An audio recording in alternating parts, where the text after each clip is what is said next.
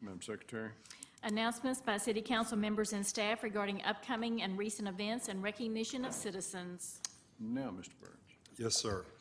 Mayor, as you know, we're gathered here today in our pink shirts to bring awareness to the fight against breast cancer here in Fort Worth and across the globe.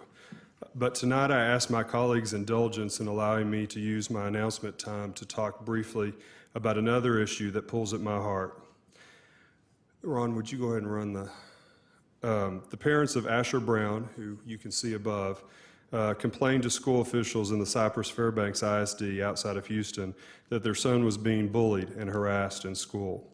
The bullies called him faggot and queer. They shoved him, they punched him, and in spite of his parents' calls to counselors and principals, the harassment, intimidation, and threats continued. For years, it continued. A couple of weeks ago, after being bullied at school, Asher went home, found his father's gun, and shot himself in the head.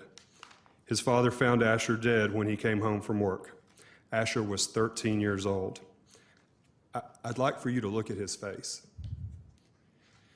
Unlike Asher, Indiana teen Billy Lucas, who never self-identified as gay, but was perceived to be by bullies who harassed him daily at the Greenberg Community High School. 3 weeks ago, he hung himself in his grandparents' barn. He was 15 years old. Minnesota 15-year-old Justin Auberg came out to friends at age 13, after which the harassment and bullying began. It grew as he moved from middle school to high school. When he found the harassment more than he could bear, he hung himself in his room and was found by his mother. Classmates started teasing and name-calling Seth Walsh in the 4th grade.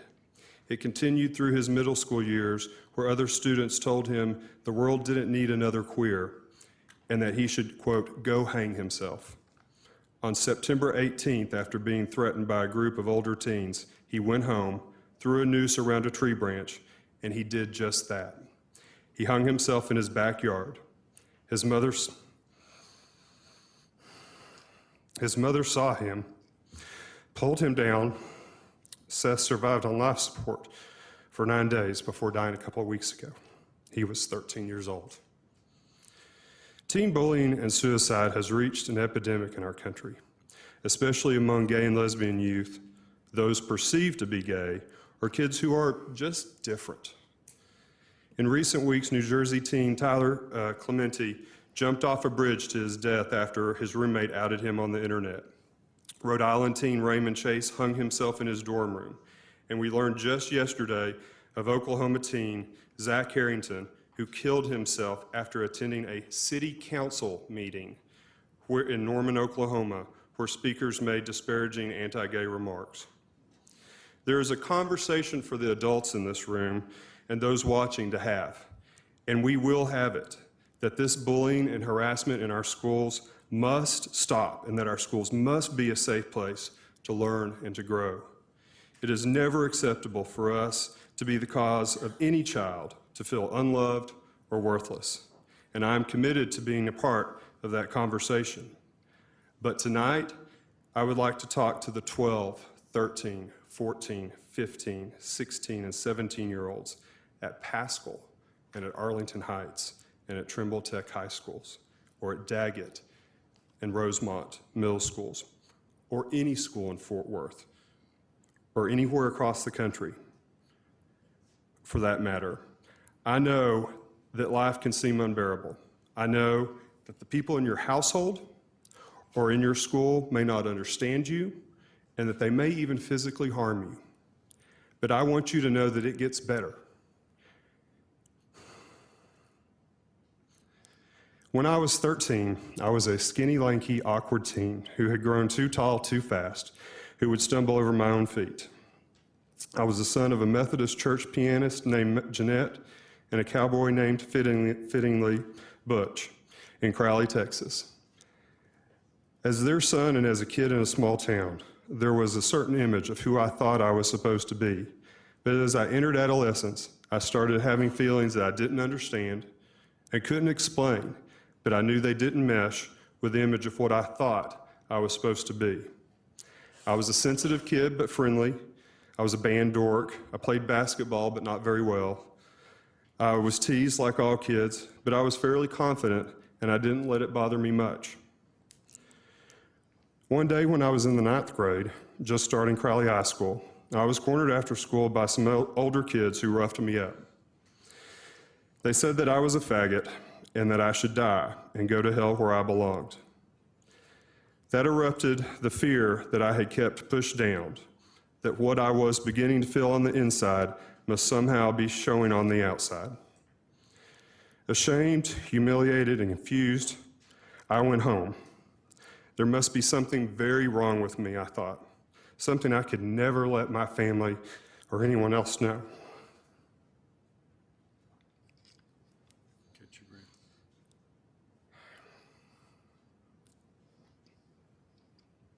I think I'm going to have too hard a time with the next couple of sentences that I wrote, and also I don't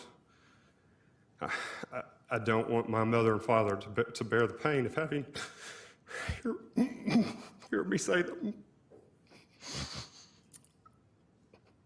your time. Take your time. So I will just say, and I'll skip ahead, I have never told this story to anyone before tonight. Not my family, not my husband, not anyone. But the numerous suicides in recent days have upset me so much and have just torn at my heart. And even though there may be some political repercussions for telling my story, this story is not just for the adults who might choose or not choose to support me. This story is for the young people who might be holding that gun tonight, or the rope, or the pill bottle. You need to know that the story doesn't end where I didn't tell it on that unfortunate day. There is so much more. Yes, high school was difficult. Coming out was painful. But life got so much better for me. And I want to tell any teen who might see this, give yourself a chance to see just how much better life will get. And it will get better. You will get out of the household that doesn't accept you. You will get out of that high school, and you never have to deal with those jerks again if you don't want to. You will find and you will make new friends who will understand you, and life will get so much better. I look back and my life is full of so many happy memories that I wish I could share with those whose photos were shown up above earlier and those who have taken their lives. Memories that I wish I could share with the 13-year-old version of me on that very unfortunate day.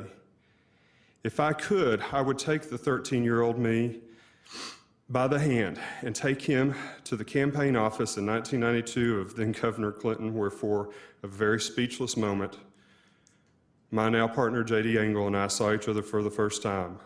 I would take that 13-year-old me to the first day of spring in 1999 on a West Texas ranch hilltop, surrounded by a dozen head of black Angus cattle who thought we were there to feed. And as the sun set, turning the sky pink and purple and orange in a way that only a West Texas sunset can, I jabbed my hands into my jeans pocket and pulled out 2 rings that I'd literally spent my last dollar on, and slipped one onto JD's hand and asked him to spend the rest of his life with me. I would take the 13-year-old Joel to election night in 2007 in a room filled with countless family and friends, erupting in cheers when it became clear that I would win my first election, so that they could see the love and support for me that was in the room that night. And I would take the 13-year-old me to just a few days ago at Baylor Hospital to see our dad.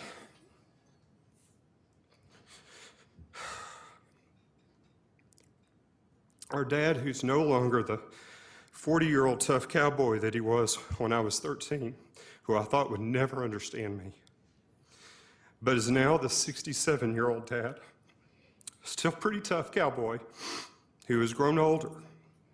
And the 13-year-old me would see me today holding my dad's weathered hand and see my dad as he woke up from his operation, and him squeeze my hand and look up at me and say,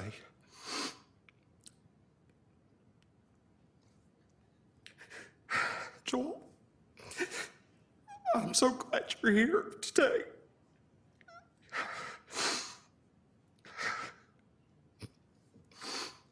And me say back to my dad, "I am too, Daddy. I am too." To those who are feeling very alone tonight, please know that I understand how you feel, but things will get easier. Please stick around to make those happy memories for yourself. It may not seem like it tonight, but they will. And the attitudes of society will change. Please live long enough to be there to see it. And to the adults, the bullying and the harassment has to stop. We cannot look aside as life after life is tragically lost. If you need resources, please check out the trevorproject.org online. And you can call me and I will get you whatever resources you need. My number is 817-392-8809. I want to thank those in this room for allowing me this time. And to JD and the rest of my family, I'm sorry for you learning of this painful personal story in this public way for the first time. But know that I am able to tell it because of your love for me. And Mom and Dad, I'm alive today because you love me. Again, attitudes will change. Life will get better, and you will have a lifetime of happy memories if you just allow yourself and give yourself the time to make them. Thank you.